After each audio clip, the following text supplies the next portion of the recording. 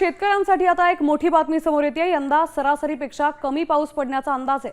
त्यामुळे शेतकऱ्यांनी पेरणीची घाई करू नये असं आवाहन करण्यात आलंय।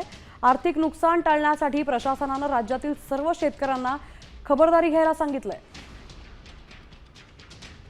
आपला पाऊस कमी येण्याची शक्यता आहे। या कारणामुळे आपल्याला पेरणी तेव्हाच करायचे जेव्हा आपला जे जमीन आहे ते ओली होणार आहे।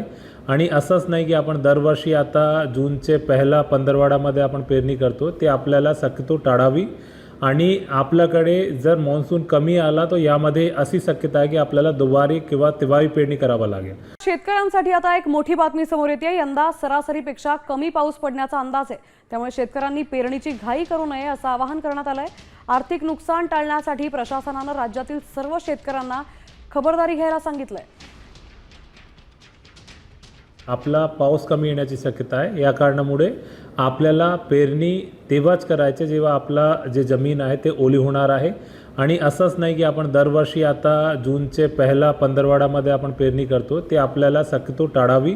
आणि आपल्याकडे जर मॉन्सून कमी आला तर यामध्ये अशी शक्यता आहे की आपल्याला दुबारी किंवा तिमाही पेरणी करावी लागेल।